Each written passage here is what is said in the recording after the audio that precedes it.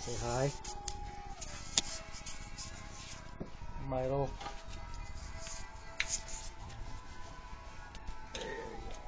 Hello, hello. Hello, hello, hello. Oh.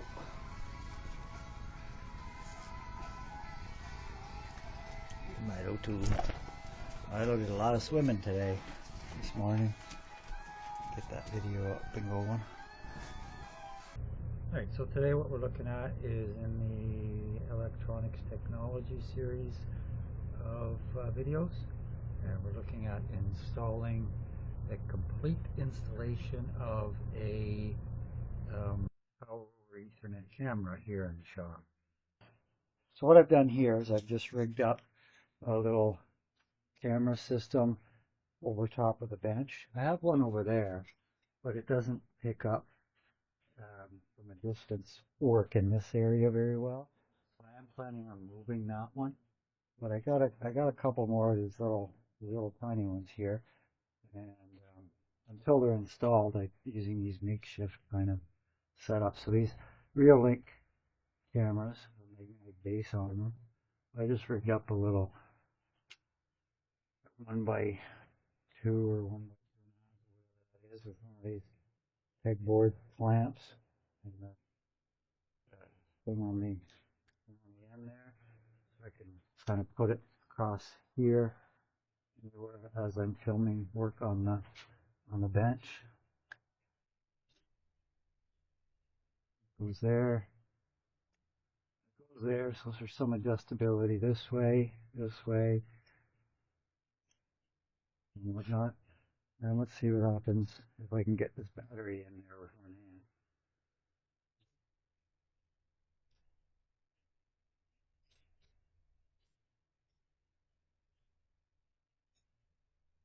Looks like it's coming on. If it is coming on, should be getting video on RealCam B of this area here. So this is gonna be the main work area for the camera installation. Probably a little bit of work on the device. This here is the new PoE switch.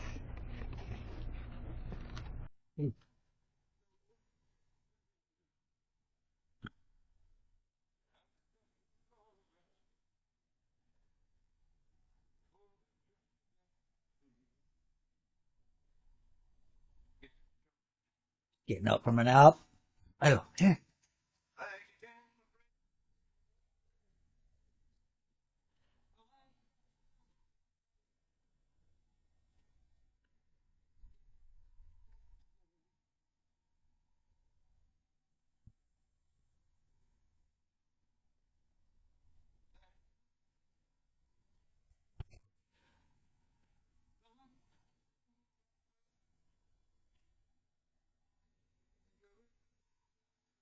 I don't have any more treats here, guys, unfortunately. See? Treat container is empty.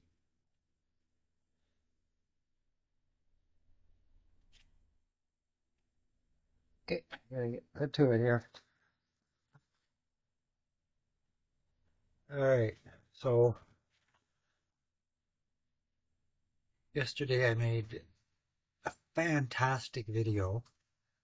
Thought I was making a fantastic video on creating these fabulous brackets for this power over Ethernet switch.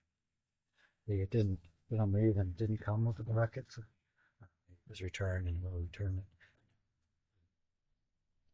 Make the brackets. But anyway, I fabricated these little brackets here. The videos actually wasn't probably that great anyway. I probably would have cut out most of it. It's just a piece of aluminum there. It's already bent at 45. It's just drilled the hole in the proper place. Anyway, that being said, let's move on. So what we want to do here is with a resistive port switch, and over here I've got a 4-port switch, and I anticipate sometime in the future putting some additional cameras in this area.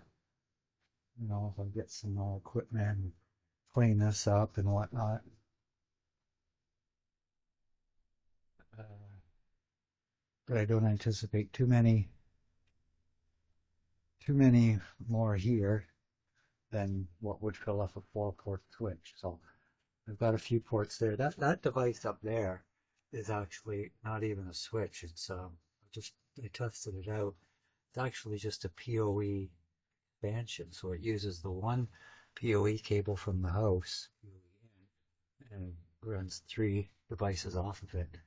So this green cable here is the PoE that goes into the basement of the house.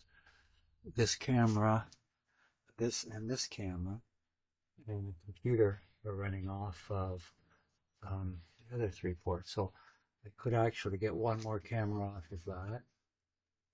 And those devices are cheap. I think that was like $11 or something. And if they work, fine. Well, in any event, over here, if I have a 4-port switch, be able to have obviously up to 4 PoE cameras across the workbench area. And that ought to be enough. So let's get on with swapping these switches out. I can get a camera view of don't anticipate it being super exciting. Do it anyway.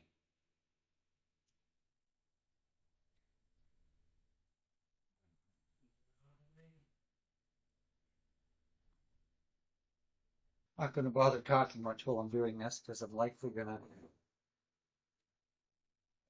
speed through this anyway.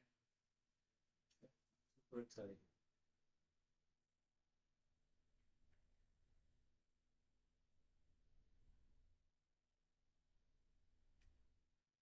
You're wondering what this is here. This is actually the controller for this hoist here.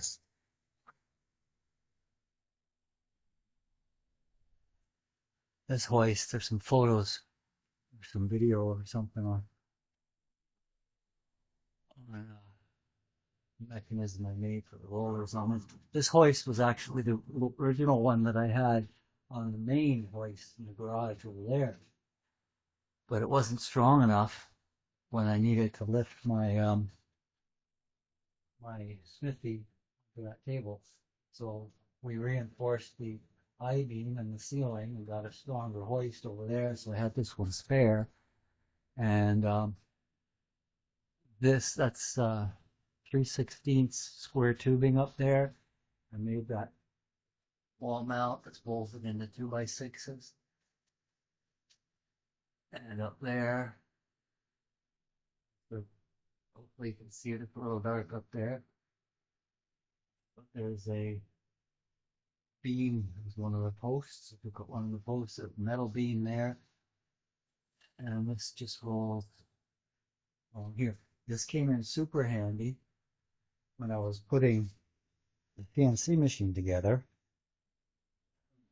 to get it up onto this table, which is still not quite finished, but as this is not a one-person job to lift that up. It's quite heavy and awkward.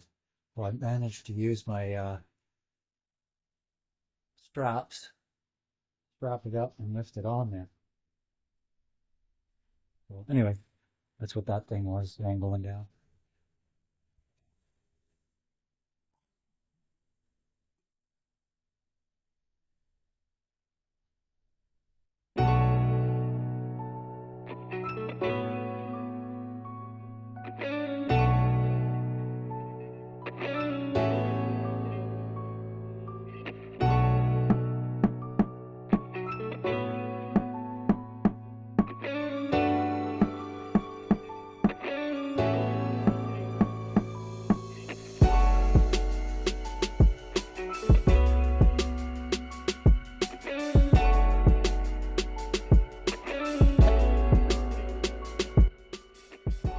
uplink on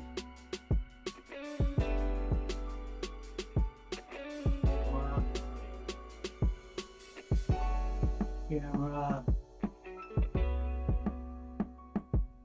3.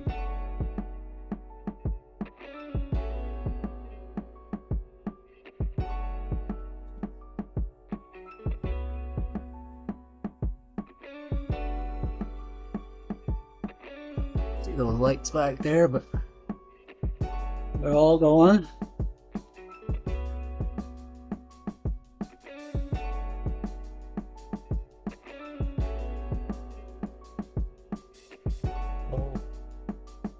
Then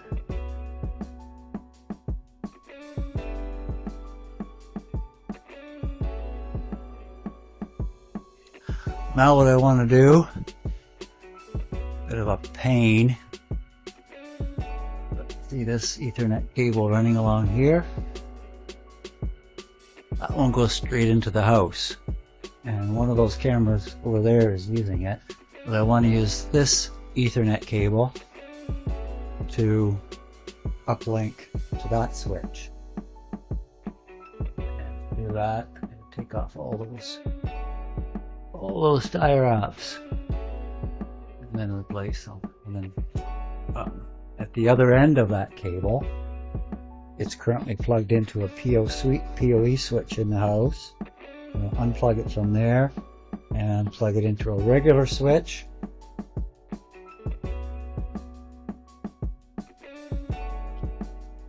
And then connect it to this uplink port right there. All that switch. Another thing too is I want to try and get that switch in this area at least close to that hole, if you can see it up there. Because upstairs there's a power outlet that the bigger compressor is connected to, and I hope to be able to use that power outlet to power this switch. So let's get this one going.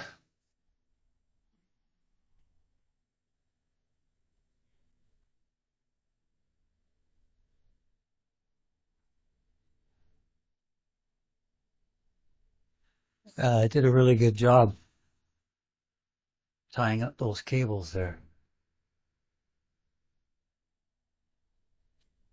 Arg.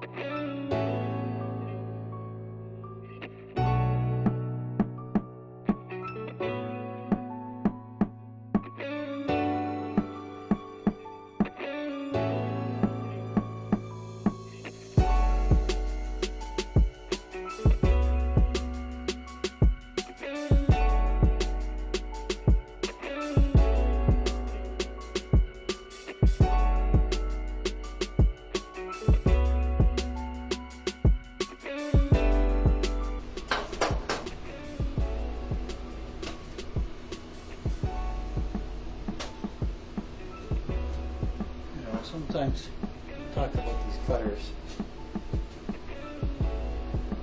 I make a big deal out of it. They're just cutters, but sometimes it's little things like this that make so much of a difference when you're working through something. Like the frustration factor is just gone when using a tool like this.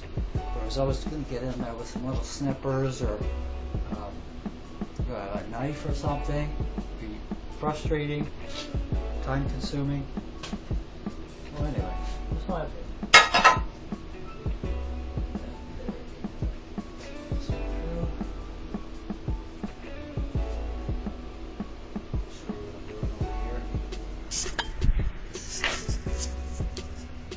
So that cable that I've now freed up is actually running this camera right here.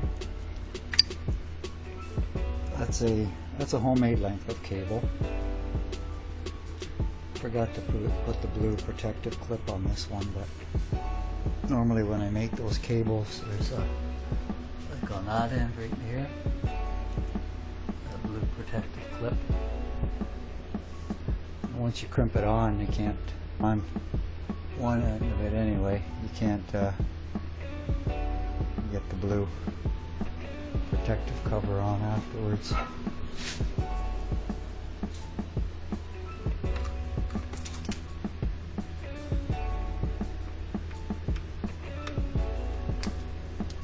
Look at that, one hand.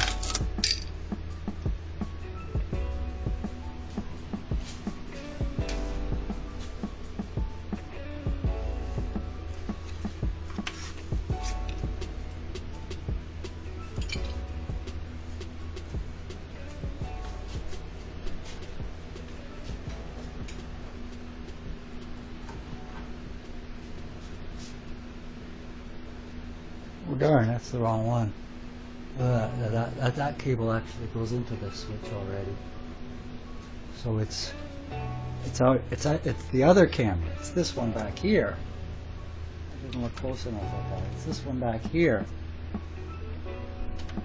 that's directly connected. No matter.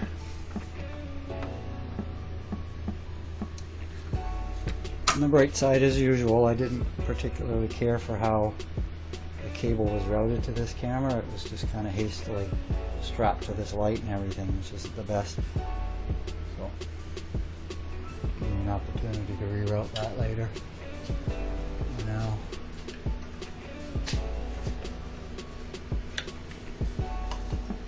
I need 2 hands for this though.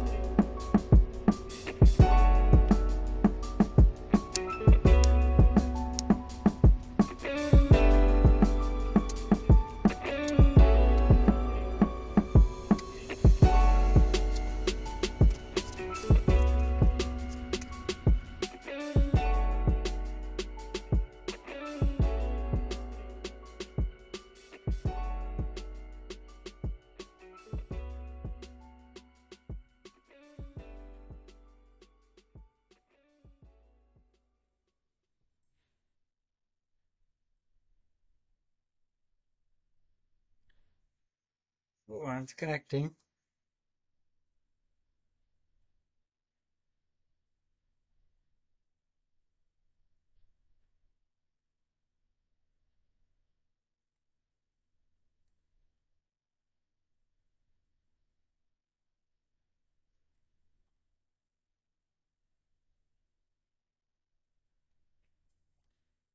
Right, back to this one.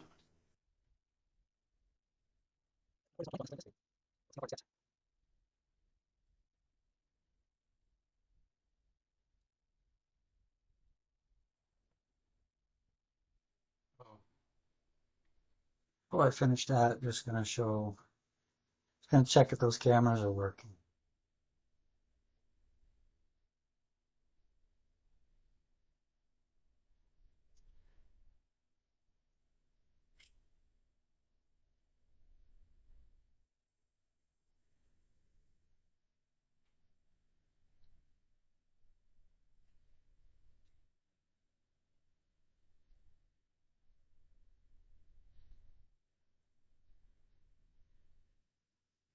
See here, middle cam D is offline, clearly because there's nothing plugged in right there. Middle cam D, which is this one,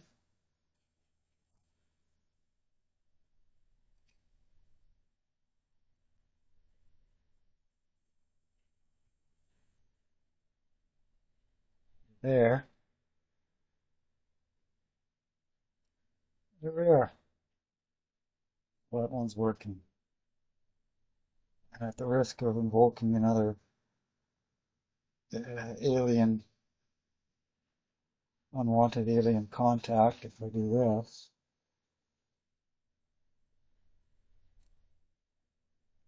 I'll get a tunnel effect again.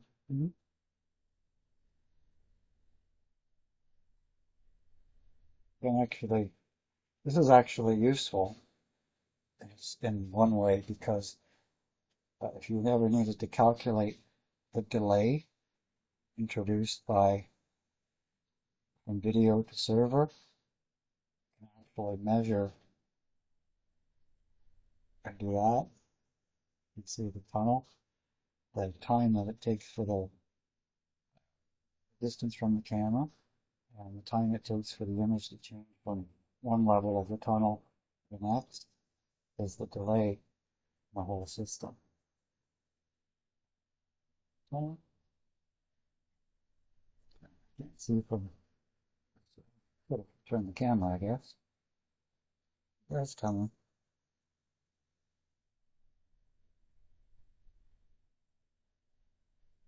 Better stop it because every time I do this, something craps out about this time. It's not a technical, it's not a technical thing. I think it's because I'm invoking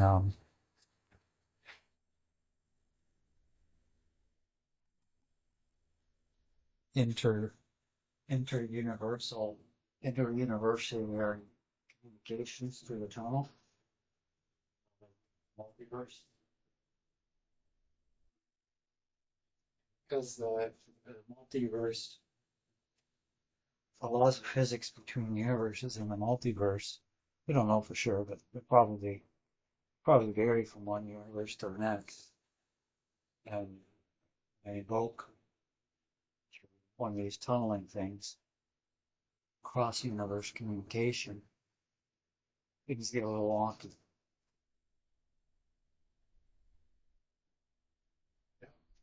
True.